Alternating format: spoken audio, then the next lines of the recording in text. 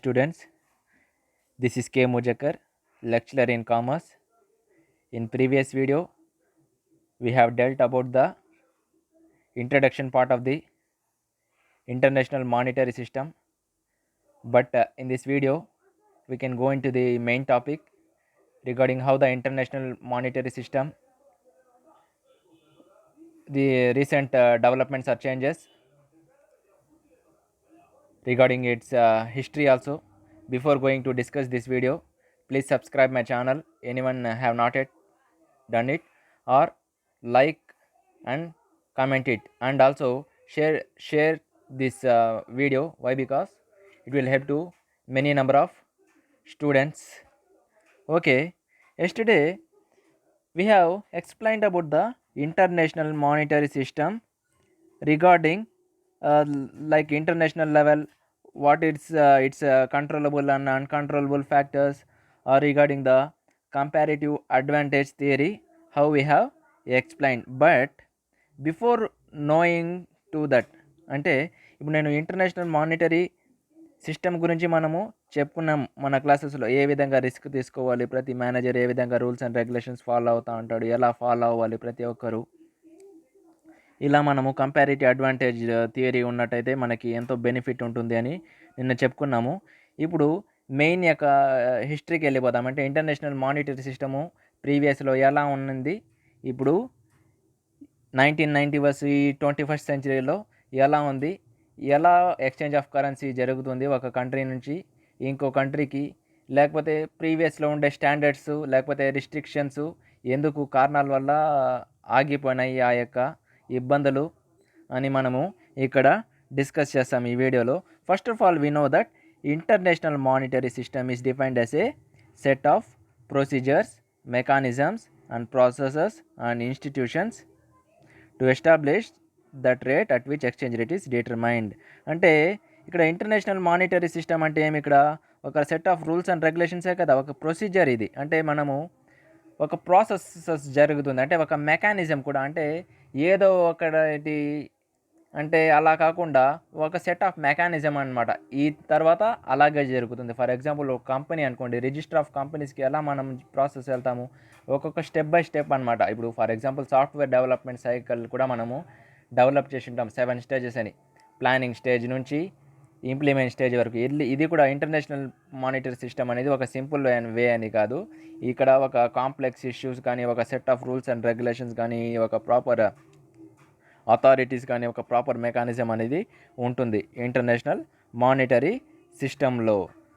అంటే మీరు ఆలోచించుకోవాలి, ఇప్పుడు ఫర్ ఎగ్జాంపుల్ మనం డొమెస్టిక్ లెవెల్లోనే ఎంత strict and rules and regulations మనం మెయింటైన్ చేస్తుంటాం. అంటే ఒక గ్లోబల్ లెవెల్లో ఒక అంటే కరెన్సీస్ని మెయింటైన్ చేయాలంటే, లేకపోతే మానిటరింగ్ చేయాలంటే, ఆర్ కంట్రోలింగ్ చేయాలంటే ఒక మానిటరీ సిస్టమ్ని ఎంత ఎఫెక్టివ్గా ఉండాలని మీరు ఆలోచించుకోండి. అందుకని ఇంటర్నేషనల్ మానిటరీ సిస్టమ్ అంటే ఏమి కాదు, ఒక సెట్ ఆఫ్ ప్రొసీజర్స్, అది ఒక మెకానిజమ్స్, ఒక ప్రాసెసెస్. ఇది వీటినన్నిటిని ఇన్స్టిట్యూషన్స్ ఏం చేస్తాయంటే ఎస్టాబ్లిష్ చేస్తాయి. ఎక్కడ ఎస్టాబ్లిష్ చేస్తాయి అంటే at which exchange rate is determine in respect to other currency. అంటే ఫర్ ఎగ్జాంపుల్ ఇక్కడ ఏమిటంటే, నేను 2 కంపెనీస్ ఉన్నాయి, ఒక 2 కంపెనీస్ ఉన్నాయి అనుకోండి, ఏ కంపెనీ బి కంపెనీ ఉన్నాయి. ఇప్పుడు ఫర్ ఎగ్జాంపుల్ నేను goods and services import export చేసుకుంటున్నాను, కాకపోతే కరెన్సీస్ కూడా ఎక్స్చేంజ్ అవుతున్నాయి. వాళ్ళవి మనవి వాళ్ళవి. అక్కడే అంటే ఇక్కడ మనం ఎందుకు చెప్తున్నామంటే, ఇంటర్నేషనల్ మానిటరీ సిస్టంలో ఒక సెట్ ఆఫ్ ప్రొసీజర్స్ ప్రకారం జరుగుతుంది. ఏ ప్రొసీజర్ అయినా సరే, ఏదైనా ట్రాన్సాక్షన్స్ కానీ లేండి, ఏదైనా సరే ఒక set of rules and regulations ప్రకారము, ఒక మెకానిజం ప్రకారం జరుగుతుందని చెప్పుకోవచ్చు. To understand the complex procedure of the international trading practices, it is pertinent to have a look at the historical perspective of the financial and monetary system. ఇప్పుడు నేను చెప్తున్నాను కదా, ఎందుకు ఇలాంటి complex procedures international monetary system ఎందుకు ఇలాంటి స్ట్రిక్ట్గా మారిపోయింది, అసలు కారణాలు ఏవి అని అనుకుంటే, ఆ యొక్క ఇంటర్నేషనల్ మానిటరీ సిస్టమ్ హిస్టారికల్కి వెళ్ళిపోమంటున్నాడు. అంటే హిస్టారికల్ ప్రాస్పెక్టివ్ మనం కనుక వాచ్ చేసినట్టయితే, హిస్టారికల్ ప్రాస్పెక్టివ్ కనుక మనం మార్చ్ చేసినట్టయితే మనకి ఎందుకు ఇలాంటి ఎక్స్చేంజ్ ఆఫ్ కరెన్సీ జరుగుతుంది అని మనము తెలుసుకోవచ్చు. ఇక చూడండి, the whole story of monetary and financial system revolves around the exchange rate. అంటే ఇప్పుడు మనం ఈ హిస్టారికల్ పర్స్పెక్టివ్ డిస్కస్ చేసేది అంతా దేనికోసం అంటే ఎక్స్చేంజ్ రేటే. ఎందుకు ఎక్స్చేంజ్ రేటు మెయిన్ అంటే ఇప్పుడు మనకు తెలిసిందే, ఎక్స్చేంజ్ రేట్ వల్లనే కదా మనం చాలా ఎఫెక్ట్స్ వస్తున్నాయి. ఎందుకు ఎఫెక్ట్స్ వస్తున్నాయి మీకు కూడా తెలిసిందే. ఇప్పుడు ఫర్ ఎగ్జాంపుల్ నేను ఇండి ఒక కరెన్సీ కాదు కదా, ఇప్పుడు ఫర్ ఎగ్జాంపుల్ ప్రపంచమంతా ఒకే కరెన్సీ ఉన్నట్టయితే ఏమి ఇబ్బంది లేదు. ఇండియా నుంచి యూఎస్కి, యూఎస్ నుంచి చైనాకి, చైనా నుంచి రష్యాకి, ఇలా ప్రతి కంట్రీ ఏం చేసుకోవచ్చు, ఎగుమతులు దిగుమతులు చేసుకోవచ్చు, ఎక్స్పోర్ట్స్ ఇంపోర్ట్ చేసుకోవచ్చు. సేమ్ ఇండియన్ రూపీస్ అయితే మళ్ళీ కరెన్సీ ఫ్లక్చువేషన్స్ ఎందుకు, అవునా కదా. ఇప్పుడు ఇక్కడ 1 రూపీ అంటున్నాం మనం ఇండియాలో, యూఎస్ డాలర్స్లో ఎంత, 70 రూపీస్ మోర్ అప్రాక్సిమేట్గా. ఇప్పుడు మనము ఒక యూఎస్ డాలర్స్ కోసము 70 రూపీస్ పే చేయడము ఎంతో కష్టమైన పని. అదే రూపీసే ఉన్నట్టయితే ఏమైనా ఇబ్బంది ఉండిందా, లేకపోతే మన కంట్రీ కూడా రూపీస్ కాకుండా యూఎస్ డాలర్సే ఉన్నాయి అనుకోండి, అప్పుడు ఏమైనా ప్రాబ్లం ఉండేదా చెప్పండి. అందుకని ఇక్కడ మెయిన్ ప్రాబ్లం ఏమి, goods and services import export చేసుకోవడం కాదు. ఫస్ట్ ఇక్కడ ఏమిటంటే ముఖ్యమైన ప్రాబ్లం ఏమిటంటే ఎక్స్చేంజ్ రేటే అని చెప్పుకోవాలి. ఇప్పుడు కంపారిటివ్ అడ్వాంటేజ్ థియరీ ప్రకారం మనం ఏం చేస్తాము, ఏది బెస్ట్ ఉందో అది మనం మ్యానుఫ్యాక్చర్ చేస్తాము. ఏదైతే మనకి ఎక్కువ కష్టం ఉందో, మనకి లాభాలు ఏదో అది మనం ఏం చేస్తాము, వేరే కంట్రీస్ నుంచి ఇంపోర్ట్ చేసుకుంటాం. అలాగే ఆ కంట్రీ కూడా సేమ్ ప్రొసీజర్ ఫాలో అవుతుంది. ఓకే, గూడ్స్ అండ్ సర్వీసెస్ మనము ఇంపోర్ట్ ఎక్స్పోర్ట్ చేసేసుకున్నాము, ఓకేనా. షర్ట్ అనేది నేను యూఎస్ డాలర్స్ నుంచి ఇంపోర్ట్ చేసుకున్నాను. ఇప్పుడు నేను కరెన్సీ పే చేయాలి. ఈ కరెన్సీ పే చేసే చోట మనకి ఇబ్బందులు అనేది ఎదురవుతాయి. అందుకని ఈ మానిటరీ అండ్ ఫైనాన్షియల్ సిస్టమ్ దేనిపైన రివాల్వ్ అవుతుందంటే ఎక్స్చేంజ్ రేట్ పైన రివాల్వ్ అవుతుంది అంటున్నాడు. ఎందుకు అంటే the rate at which currency is exchanged among different countries for settlement of payments arising from trading of goods and services. ఇప్పుడు అదే కదా నేను చెప్పినాను, కరెన్సీ ఏమవుతుంది, ఒక కంట్రీ నుంచి ఇంకో కంట్రీకి ఎక్స్చేంజ్ అవుతుంది. ఎందుకు ఎక్స్చేంజ్ కావాలి, వాళ్ళ యొక్క కంట్రీకి సెటిల్మెంట్ చేయడం కోసం. ఇప్పుడు ఫర్ ఎగ్జాంపుల్ ఒక కంట్రీ నార్మల్గా అనుకున్నాం, ఇప్పుడు ఇండియా, యూఎస్ఏ, రష్యా అనుకున్నాను. ఈ 3 కంట్రీస్ నేను వేసుకుంటున్నాను. ఇప్పుడు ఫర్ ఎగ్జాంపుల్ యూఎస్ డాలర్స్ నుంచి నేను షర్ట్స్ ఇంపోర్ట్ చేసుకున్నాను. షర్ట్ ఇంపోర్ట్ చేసుకుంటే నేనేం చేయాలి, నేను వచ్చి కరెన్సీ అనేది పే చేయాలి. అవునా కదా. ఇప్పుడు నేను కరెన్సీ పే చేస్తే సెటిల్ అయిపోయినట్టే. ఇంకో కంట్రీ కూడా నేను తీసుకున్నాను కాబట్టి ఇండియా నుంచి రష్యాకి గూడ్స్ సర్వీసెస్ అమ్ముతున్నాను. వీళ్ళు ఏం చేయాలి, ఇంటర్న్ మళ్ళీ నాకు ఇండియా పేమెంట్ అనేది చేయాలి. ఇలా సెటిల్మెంట్స్ ఆఫ్ పేమెంట్స్ అనేది చేయాలి. ఇది పేమెంట్ సెటిల్ అయితేనే మనకి ట్రాన్సాక్షన్ కంప్లీట్ అయిపోయినట్టు. ఇప్పుడు ఫర్ ఎగ్జాంపుల్ మనము గూడ్స్ అండ్ సర్వీసెస్కి బ్యాలెన్స్ లెడ్జర్స్లో మనము నార్మల్గా లేకపోతే జర్నల్ ఎంట్రీస్లో గూడ్స్ సేల్స్ టు రమేష్ అంటున్నాం. అంటే క్రెడిట్ సేల్సే కదా. కాకపోతే క్రెడిట్ సేల్స్ చేస్తే ఎప్పుడో ఒకసారి మనకి కరెన్సీ వస్తేనే, అంటే టోటల్ క్యాష్ పేమెంట్ సెటిల్ అయితేనే మనకి ఇక్కడ మీనింగ్ ఏమి, ఓవరాల్గా కరెన్సీ మనకు వచ్చి చేరినట్టు, మన ఫైనల్ ఇయర్లో బ్యాలెన్స్ షీట్ టాలీ అయినట్టు. అంతేకాని మనం గూడ్స్ సేల్స్ క్రెడిట్కి చేసేసి ఫైనల్లో ఇన్కమ్ రాకుండా బ్యాలెన్స్ షీట్లో మనం ఎలా టాలీ చేయగలుగుతాం, అర్థమవుతుందా. ఫర్ ఎగ్జాంపుల్ నేను ఒక రమేష్కి గూడ్స్ సేల్ చేసినాను అనుకోండి ఏప్రిల్ 1కి, నెక్స్ట్ ఫైనాన్షియల్ ఇయర్కి ఎట్లో ఒకసారి నాకు అమౌంట్ అనేది రీచ్ అయిపోవాలి, ఇన్స్టాల్మెంట్స్లో లేకపోతే టర్మ్స్ అండ్ కండిషన్స్ ప్రకారము నాకు రీచ్ అయిపోవాలి. సెటిల్మెంట్ ఆఫ్ పేమెంట్ జరిగితేనే కదా మనం టాలీ చేయగలం బ్యాలెన్స్ షీట్ని. ఇక్కడ కూడా సేమ్ అంతే. కాకపోతే ఎక్స్చేంజ్ రేట్ వల్ల ప్రాబ్లం వస్తూ ఉంది. అందుకని మానిటరీ సిస్టమ్ మొత్తము దీనిపైన ఆధారపడి ఉంది. ఇంకోటి ఆ రేట్ ప్రకారమే అంటే డిఫరెంట్ కంట్రీస్లో ఎక్స్చేంజ్ జరుగుతూ ఉంటుంది. ఎందుకు, ఆ యొక్క కంట్రీస్ సెటిల్మెంట్స్ కోసము. ఇది పేమెంట్స్ దేనివల్ల రైజ్ అయింది, అసలు పేమెంట్స్ ఎందుకు చేయాల్సి వస్తుంది, గూడ్స్ అండ్ సర్వీసెస్ చేస్తేనే కదా. ఇప్పుడు for example you are going to one shop and you are purchasing a book or pen or paper or whatever it may be, you are doing any activity. నువ్వు ఏదో ఒకటి కొంటున్నావంటే నువ్వు ఏం చేయాలి, intern currency అనేది pay చేయాలి. అప్పుడు దాకా నీకు ట్రాన్సాక్షన్స్ క్లోజ్ అయినట్టు. ఇప్పుడు నువ్వు పేమెంట్ చేస్తున్నావంటే ఎందుకు పేమెంట్ చేస్తున్నావు, గూడ్స్ అండ్ సర్వీసెస్ ఏదో నువ్వు కొన్నావు కాబట్టి, అవునా. ఇక్కడ కూడా సేమ్. అంటే to have an understanding of the historical perspective of international monetary system, first one has to have knowledge of exchange rate regimes. Various exchange rate regimes found from 1882 till date at the international level are described as follows. అంటే ఆ యొక్క international monetary system ఇంకా మనకి క్లారిటీగా రావాలంటే ఎందుకు ఇలా కరెన్సీస్ని మనం ఎక్స్చేంజ్ రేట్ చేసుకోవాలి, అసలు ఎందుకు ఎక్స్చేంజ్ రేట్ చేసుకుంటే అసలు ఆ ప్రాబ్లమ్స్ వచ్చినాయి, అసలు కారణాలు ఏవి, అసలు ఎక్కడి నుంచి అరైజ్ అయింది ఈ టాపిక్ అని మనం అర్థం కావాలంటే హిస్టారికల్కి తప్పకుండా వెళ్ళాల్సిందే. కాకపోతే ఇక్కడ మెయిన్ మనకి ఇంటర్నేషనల్ మానిటరీ సిస్టమ్కి అనే వచ్చేసరికి 1818 నుంచి మనం అంటున్నాం. కాకపోతే కొన్ని రెఫరెన్సెస్ కానీ కాకపోతే మీరు వేరే చోట చూసినట్టే కొన్ని చోట్ల 1875 ఉంటుంది, కాకపోతే 1872, కాకపోతే మోస్ట్ ఆఫ్ ది రెఫరెన్సెస్లో మనము 1818 తీసుకుంటున్నాం. కాబట్టి I'm also considered this year 1880. అంటే 1880 నుంచి మనము ఇప్పటి వరకు చేసుకుందాం. 1880 నుంచి 2020 వరకు కూడా మనం అజంప్షన్ వేసుకొని ఎలా ఇంటర్నేషనల్ మానిటరీ సిస్టమ్ అనేది జరిగిందని మనం ఇక్కడ ఒకసారి గమనిస్తాం. ఇక్కడ ఫస్ట్ స్టాండర్డ్ అంటే ఫస్ట్ హిస్టారికల్ స్టాండర్డ్ ఏమి, ఇక్కడ monetary system before first world war 1880 to 1914 era of golden standard. అంటే బిఫోర్ ఫస్ట్ వరల్డ్ వార్ అంటున్నాడు. అంటే బిఫోర్ ఫస్ట్ వరల్డ్ వార్ అంటే ఇక్కడ ఫస్ట్ వరల్డ్ వార్ ఎప్పుడు జరిగింది, 1914 టు 1918 జరిగింది. అర్థమవుతుందా? ఫస్ట్ వరల్డ్ వార్ ఎప్పుడు జరిగిందంటే 1914 టు 1918.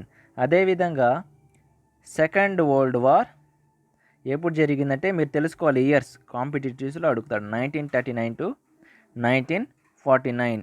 అసలు ఈ వరల్డ్ వార్స్ కూడా నేను ఎందుకు చెప్తున్నాను అంటే there is the reason. We can go in to this topic. ఇక చూడండి, the oldest system of exchange rate was known as gold species standard అనమాట. అసలు మీకు డౌట్ రావచ్చు, అంటే మనము కరెన్సీస్ కదా ఎక్స్చేంజ్ చేసుకుంటా ఉండేది, సడన్గా గోల్డ్ ఎలా వచ్చింది, అసలు ఎందుకు, which actual currency content in a fixed content of gold, the other version is called gold bullion standards అంటున్నాడు. అంటే 1880స్లో అప్పుడుకి మనకి ప్రత్యేకంగా ఒకవేళ ఉన్నా కానీ సొసైటీలో ప్రత్యేకంగా పేపర్ కరెన్సీ కన్నా అంటే గోల్డ్ స్టాండర్డ్స్కి ఈ విధంగా ఉండేది, gold standards are paper currency. ఇంకా మీకు క్లారిటీగా రావాలంటే బార్టర్ సిస్టమ్ కూడా ఐడియా ఉంది. ఓకే, ఫస్ట్ నేను ఈ పేరాన్ని నేను కంప్లీట్ చేస్తాను, మళ్ళీ ఎగ్జాంపుల్స్తో మీకు మార్క్ వేసి చూపిస్తాను. అంటే ముందుగా ఏ విధంగా ఉండిందంటే స్టాండర్డ్స్ గోల్డ్ బులియన్ స్టాండర్డ్స్ ఉండిందంట, where the basis of money remain fixed gold but the authorities were ready to convert at a fixed rate the paper currency issued by them into paper currency of another currency which is operating in gold అంటున్నాడు. ఇక్కడ మీకు ఈ యొక్క golden era అర్థం కావాలంటే I will give one example, see here.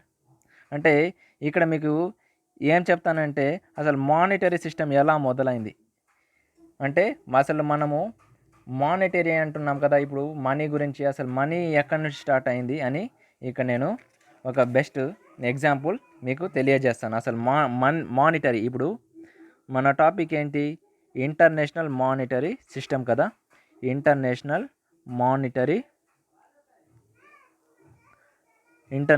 Monetary system అంటున్నాం కదా.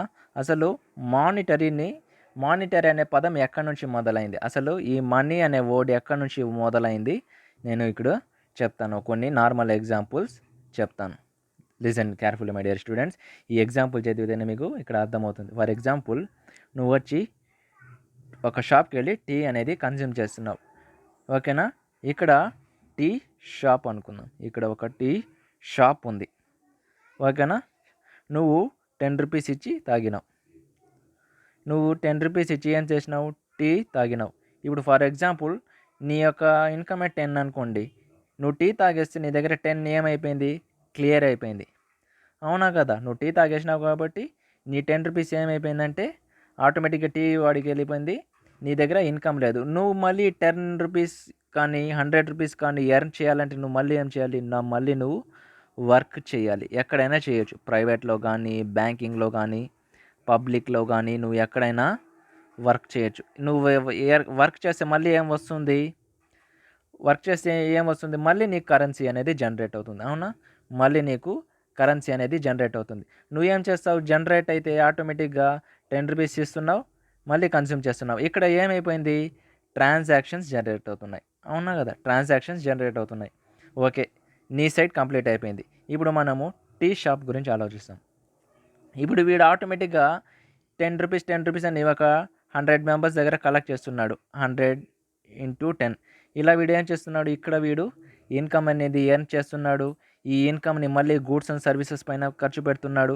ఇలా మళ్ళీ వీడు కూడా ట్రాన్సాక్షన్ చేస్తున్నాడు. మీరు ట్రాన్సాక్షన్ చేస్తున్నారు. టీ షాప్ వాడు కూడా ఏం చేస్తున్నాడు, ఈ వచ్చిన ఇన్కమ్ని మళ్ళీ గూడ్స్ అండ్ సర్వీసెస్ పైన పెడుతున్నాడు.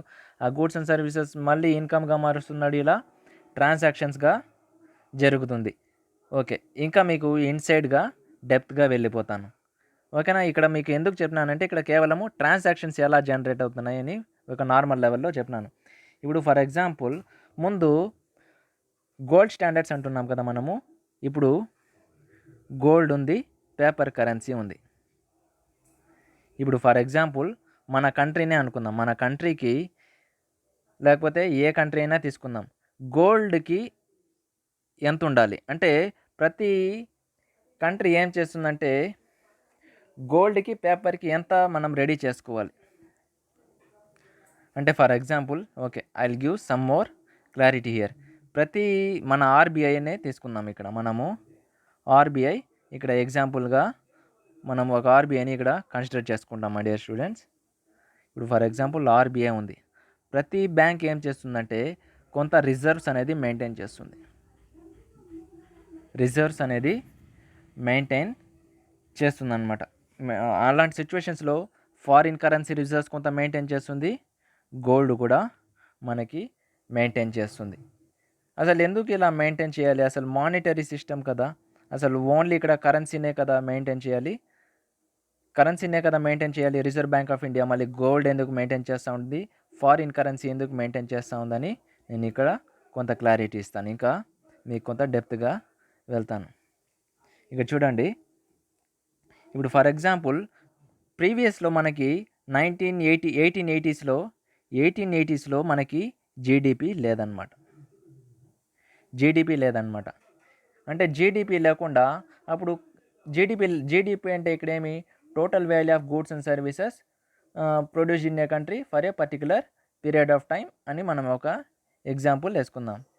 Total value of goods and services prepared or produced in a particular period of time in a country అనేది జీడిపి అని మీనింగ్ మనకి తెలుసు. ఫర్ ఎగ్జాంపుల్ ఇప్పుడు జీడిపి లేదు, ఇప్పుడు మనకి జీడిపి లేదు కదా. అప్పుడు 1880s పీరియడ్లో కానీ అప్పుడు మన గోల్డెన్ ఎరా ప్రకారం జీడిపి లేదు. జీడిపి లేకపోతే నీకు కరెన్సీ ఎలా తెలుస్తుంది? ఇప్పుడు ఫర్ ఎగ్జాంపుల్ జీడిపి కూడా పక్కన పెట్టేయండి. ఇప్పుడు ఫర్ ఎగ్జాంపుల్ నువ్వు ఒక 21st సెంచరీలో ఉన్నావు, నువ్వు ఆర్బీఐ గవర్నర్ అనుకుందాం. ఇప్పుడు ఫర్ ఎగ్జాంపుల్ నీకు నోట్స్ ప్రింట్ చేయాలని నీకు ఎలా తెలుస్తుంది? ఎలా 120 crores అంటే లేకపోతే COVID-19 వచ్చేసింది కదా, నేను ఎక్కువ గూడ్స్ ప్రింట్ చేసుకుంటానని నీ ఇష్టంగా ప్రింట్ చేసుకోవడానికి ఏమైనా రూల్స్ ఉందా? లేదు. లేకపోతే ఎలా ఇక్కడ ప్రాసెస్ అని ఇక్కడ తెలీదు, అవునా కదా. Okay, I'm going some more history year. ఇప్పుడు ఫర్ ఎగ్జాంపుల్ ప్రీవియస్లో నుంచి వస్తాను మీకు, అప్పుడుదా మీకు కొంత క్లారిటీ వస్తుంది అసలు గోల్డ్ అంటే ఏమి, దానికి ముందు ఏమునిందని. ఓకేనా.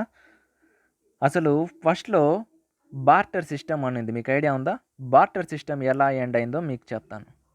బార్టర్ సిస్టమ్ అనేది అంటే గూడ్స్ నుంచి గూడ్సే ఎక్స్చేంజ్ అయ్యేవాళ్ళు అని మనకు తెలుసు. ఇది ఎలా ఎండ్ అయిపోయింది, హౌ ఇట్ ఎండెడ్, ఎలా ఎండ్ అయిపోయిందని మీకు ఇక్కడ ఈ వీడియోలో తెలియజేస్తాను. అంటే బార్టర్ సిస్టమ్ అంటే మనకేమి, for example 1 kg of potato to 1 kg of tomato, అంతేనా మీనింగు? లేకపోతే ఈ గూడ్స్కి ఈక్వల్ ఉండాలా, లేకపోతే ఎలా ఈక్వల్ ఉండాలి బార్టర్ సిస్టమ్ పాలసీ అంటే మీకు చెప్తాను చూడండి. బార్టర్ సిస్టమ్ పాలసీ ఏమిటంటే ఎలా అంటే గూడ్స్కి గూడ్స్ ఎక్స్చేంజ్ చేస్తున్నారు. కాకపోతే ఇప్పుడు ఫర్ ఎగ్జాంపుల్ పొటాటో వాల్యూ ఎక్కువ, అవునా కదా, టమాటో వాల్యూ కొంచెం తక్కువే. కాకపోతే ఈ 2 ఈక్వల్ అయిపోతుందా? కాదు. అంటే ఇది ప్రొడక్షన్‌ని బట్టి తయారు చేసేవాళ్ళంట. ప్రీవియస్‌లో బార్టర్ ఏ విధంగా ఉండిందంటే ప్రొడక్షన్‌ని బట్టి ఆ ఇయర్ ప్రొడక్షన్‌ని బట్టి గూడ్స్ అండ్ సర్వీసెస్ ఉన్నింది. ప్రొడక్షన్‌ని బట్టి గూడ్స్ అండ్ సర్వీసెస్ ఉంది అనమాట. అంటే ఫర్ ఎగ్జాంపుల్ ఈ 2010 తీసుకున్నాను. ఈ 2010 ఇయర్‌లో 10 క్రోర్స్ ఆఫ్ పొటాటో అంటే 10 క్రోర్ అంటే 10 క్రోర్స్ టన్స్ ఆఫ్ పొటాటో పండింది అనమాట. అంటే అప్పుడు 5 క్రోర్స్ ఆఫ్ లేకపోతే 15 క్రోర్స్ ఆఫ్ టమాటో పండింది అనుకుంటాం. అప్పుడు నేను ఈ 10 క్రోర్స్ ఆఫ్ పొటాటో వచ్చేసి 15కి ఎక్స్చేంజ్ చేసుకుంటున్నాను. అంటే 2010లో ఆ విధంగా ప్రొడక్షన్ ఉన్నింది. 2011 ప్రొడక్షన్‌లో మనకి 5 క్రోర్సే పొటాటో పండింది. ఎక్కువ టమాటో పండింది. అప్పుడు ఈ విధంగా కూడా ఎక్స్చేంజ్ చేసుకుంటున్నాం. అంటే ప్రొడక్షన్‌ని బట్టి అంటే గూడ్స్ వాల్యూ కంటే మెయిన్ ఇంపార్టెంట్ అక్కడ ఏమిటంటే ప్రొడక్షన్‌ని బట్టి బార్టర్ ఎక్స్చేంజ్ చేసుకుంటున్నారు. అంటే ఆ ప్రొడక్షన్‌ని బట్టి చేసుకుంటున్నారు. అర్థమైందా? ఈ బార్టర్ సిస్టమ్‌లో ఈ విధంగా చేసుకుంటున్నారు కదా! ఇప్పుడు ఫర్ ఎగ్జాంపుల్ నేను ఒక college are coaching centre establish చేసినాను అనుకుందాం. బార్టర్ సిస్టమ్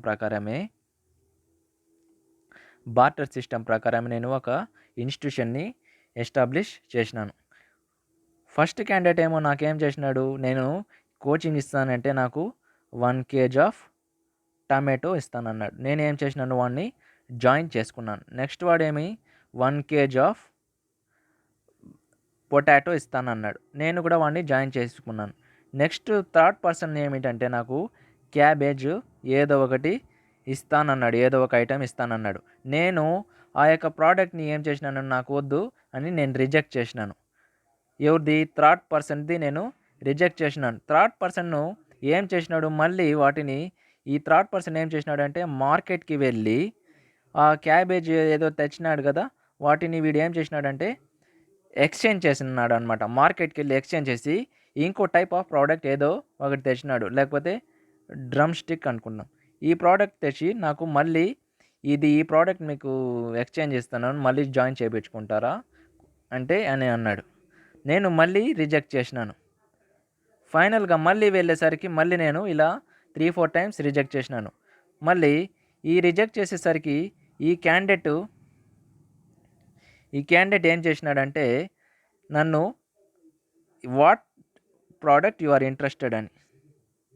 అంటే నన్ను ప్రశ్నించినాడు. మీకు ఏ ప్రోడక్ట్ ఇష్టం ఉంటుంది, ఎలా ఎక్స్చేంజ్ చేసుకోవాలి నన్ను ప్రశ్నిస్తే నేనేం చేసినానంటే నాకు ఒక బీన్స్ కావాలి అన్నాను. లేకపోతే ఒక డిఫరెంట్ ప్రోడక్ట్ అన్నాను. వీడు మార్కెట్‌లో దొరకక ఆ ప్రోడక్ట్స్ హిల్ ఏరియాస్‌కో ఎక్కడోకి వెళ్ళి వాటిని ఎక్స్చేంజ్ చేయాలి. ఇక్కడ ఏమైపోయిందంటే ఇలా వాడికి ఎక్స్చేంజ్ చేయడానికి చాలా డిఫికల్టీ పట్టేసిందా లేదా? ఇక్కడ చాలా డిఫికల్టీ అనేది వీడికి పట్టేసింది. ఇలా మెల్లగా మెల్లగా ఈ డిఫికల్టీని ఎవరు హ్యాండిల్ చేస్తారని బార్టర్ సిస్టమ్ ఇక్కడికి ఎండ్ అయిపోయింది. నెక్స్ట్ ఏమిటంటే అప్పుడు ఈ విధంగా బార్టర్ సిస్టమ్ ఎండ్ అయ్యేసరికి ఫస్ట్‌లో నెక్స్ట్ కింగ్స్ పీరియడ్ వచ్చినారు. Kings 6th century BC. 6th century బీసీలో ఏం చేసినారంటే సిల్వర్ కాయిన్స్ అనేది స్టార్ట్ చేసినారు. సిల్వర్ కాయిన్స్ అనేది వచ్చింది ఆ టైం పీరియడ్‌లో. అంటే అప్పుడు 1 రూపీ కాయిన్స్ అనేది అప్పుడు ఇంప్లిమెంట్ చేయబడింది. అంటే అప్పుడు 6th సెంచరీ బీసీ అంటే చెప్పుకోవాలంటే మహాజన్స్ పీరియడ్ ఆర్ మళ్ళీ నెక్స్ట్ ఎవరు వచ్చినారంటే కౌటిల్య వచ్చినాడనమాట. కౌటిల్య పీరియడ్‌లో వచ్చేసరికి ఏమైపోయింది, కౌటిల్య ఏం చేసినాడంటే సిల్వర్‌తో పాటు గోల్డ్ అండ్ సిల్వర్ 2 పెట్టినాడనమాట. ఈ విధంగా ఎక్స్చేంజ్ జరుగుతూ ఉండింది. అంటే మీకు అప్పటికే ఏమైపోయింది 1 రూపీ వచ్చేసింది. ఆ 1 రూపీనే ఇప్పుడు కూడా మనము యూజ్ చేసుకుంటున్నాం. అంటే ఇలా కంటిన్యూ అవుతానే ఉండిందనమాట. నెక్స్ట్ కౌటిల్య తర్వాత నెక్స్ట్ ఒక ఇస్లామిక్ కింగ్ వచ్చినాడు. అంటే మొహమ్మద్ బిన్ తుగ్లక్ అని. ఈయన వచ్చేసి ఏం చేసినాడంటే గోల్డ్, సిల్వర్ అవాయిడ్ చేసేసి కాపర్ కానీ ఇలాంటి బ్రాస్ కాయిన్స్ ఇంప్లిమెంట్ చేయడం జరిగింది. ఈడు సెక్యూరిటీ మెజర్స్ తీసుకోలేదు. అంటే ఇక్కడ ఏమిటంటే గోల్డ్ అంటే ఎవరు ఫేక్ తయారు చేయలేడు. కాకపోతే వీడు కాపర్ ఇంప్లిమెంట్ చేసినాడు కాబట్టి అందరు ప్రజలు ఏం చేసినాడంటే ప్రతి ఒక్కరి దగ్గర అప్పుడు కాపర్ అవైలబిలిటీలో ఉన్నింది కాబట్టి ఫేక్ కాయిన్స్ తయారవ్వడం జరిగింది. అందరూ కాపర్ మ్యానుఫ్యాక్చర్ చేయడం. ఇప్పుడు నేను కాపర్ ఇంట్రొడ్యూస్ చేస్తే మీరు అందరూ కాపర్ ఇంట్రొడ్యూస్ చేసేసరికి ఏమైపోయిందంటే కరెన్సీ అనేది ఇంక్రీజ్ అయిపోయిందనమాట.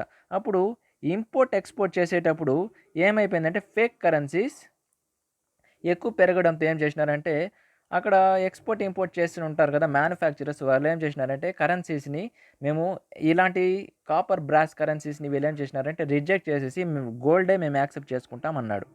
అప్పుడు ఆ కింగ్కి అర్థమయ్యి మళ్ళీ రియలైజ్ అయ్యి మళ్ళీ సేమ్ గోల్డే పెట్టేసుకున్నాడు. మళ్ళీ గోల్డ్ కరెన్సీస్ని పెట్టేసుకున్నాడు అనమాట. అలా మళ్ళీ గోల్డ్ సిల్వర్ కాయిన్స్ ఇలా కొనసాగుతూనే ఉంది. మళ్ళీ బ్రిటిష్ పీరియడ్ అనేది వచ్చింది. నెక్స్ట్ మనకి బ్రిటిష్ పీరియడ్ అనేది వచ్చింది. ఈ 17th ఈ 18th సెంచరీ నుంచి బ్రిటిష్ పీరియడ్ వచ్చింది. ఇక్కడ బ్రిటిష్ పీరియడ్లో ఆటోమేటిక్గా ఇలా మనము 1914 ఇలాంటి పీరియడ్లో ఏం జరిగింది, మనకు వరల్డ్ వార్ అనేది స్టార్ట్ అయింది. అవునా?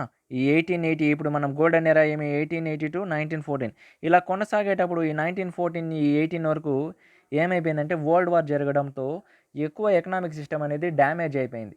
అలాంటి సిచ్యువేషన్స్లో ఏమైపోయింది, కరెన్సీస్ డ్యామేజ్ అవ్వడంతో ఏమైపోయిందంటే టోటల్ సిల్వర్ మనకి షార్టేజ్ వచ్చేసింది. ఇక్కడ అప్పుడు సిల్వర్ కరెన్సీస్ కదా ఎక్కువ యూస్ చేస్తూ అనేది.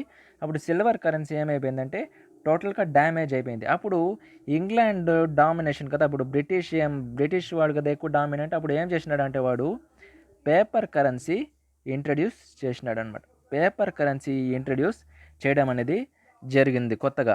అప్పుడు ప్రజలకి ఏమైపోయిందంటే సడన్గా సిల్వర్ కాయిన్స్ యూస్ చేస్తున్నారు ఒక హండ్రెడ్స్ ఆఫ్ ఇయర్స్ నుంచి. సడన్గా ఇలా పేపర్ కరెన్సీ ఇచ్చేసరికి అందరూ షాక్ అయిపోయినారు అనమాట.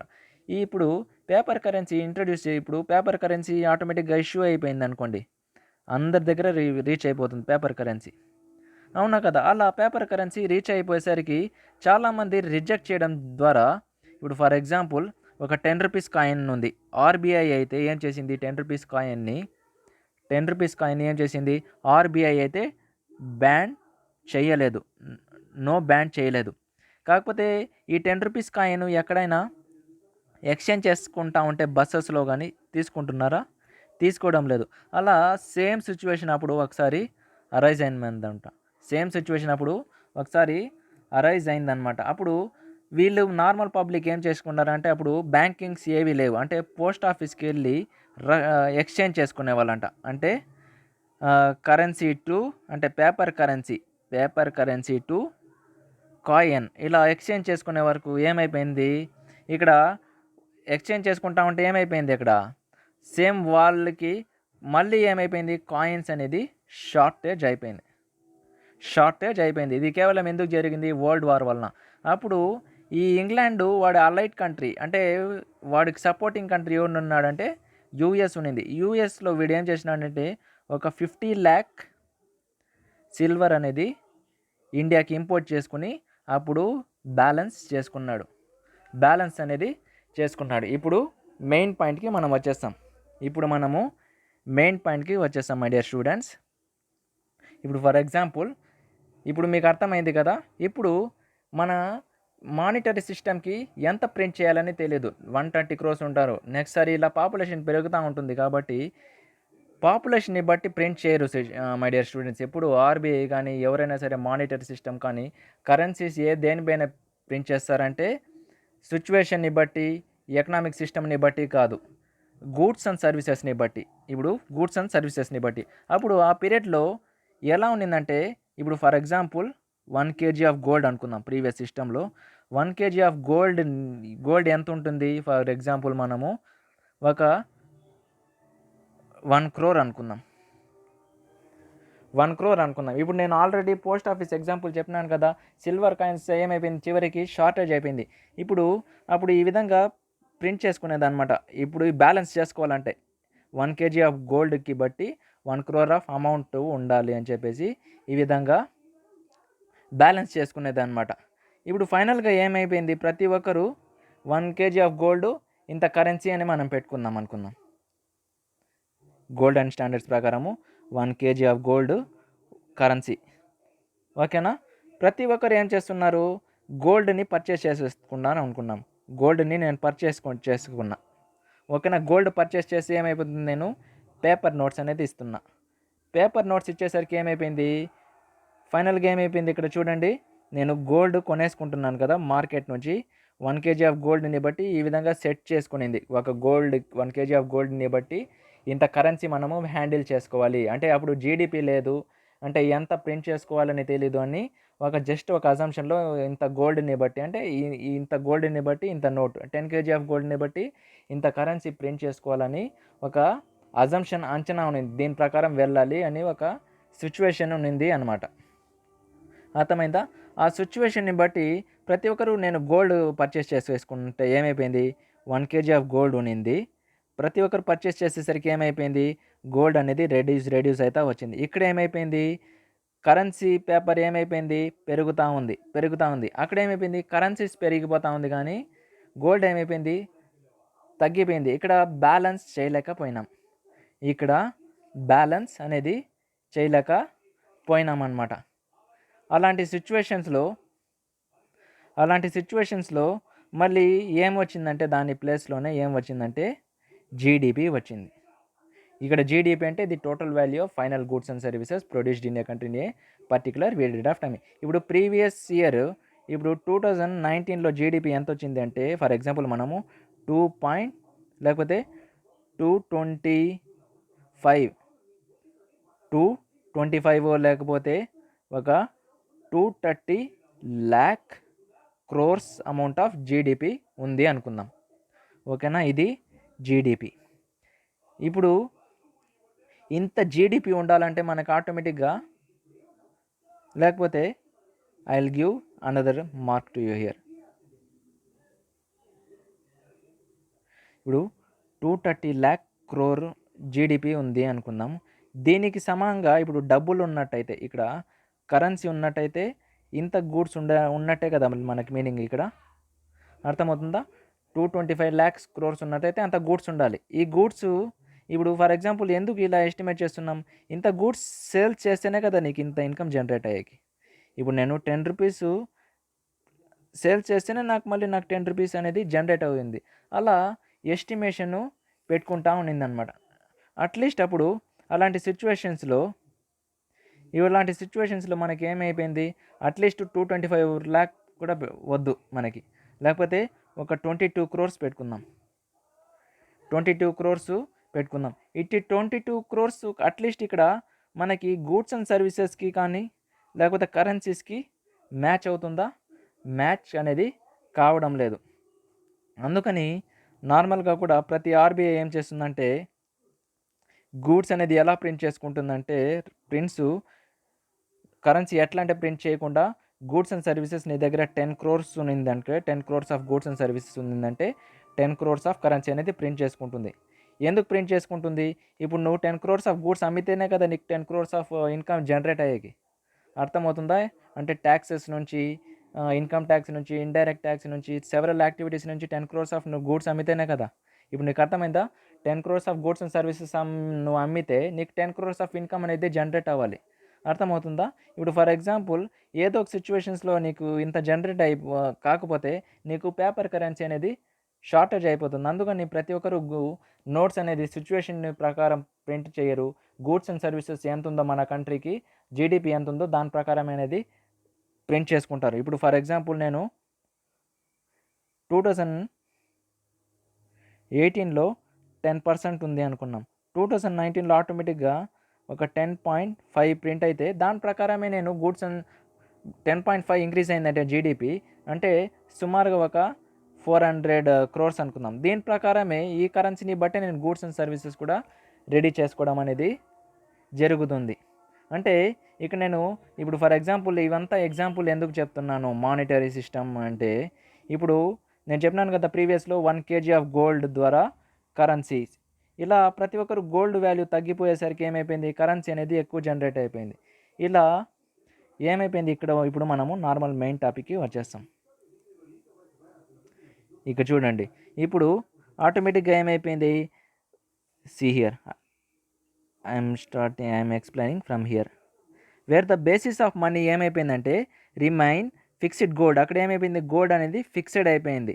కాకపోతే బట్ ద అథారిటీస్ వేర్ రివైన్ to convert at fixed rate the paper currency. నేను చెప్పినాను కదా, గోల్డ్ నుంచి ఏం చేసుకుంటున్నారంటే అందరూ పేపర్ కరెన్సీకి కన్వర్ట్ చేసుకోవడం స్టార్ట్ చేసినారు. They mean to paper currency of the another country which is operating in gold.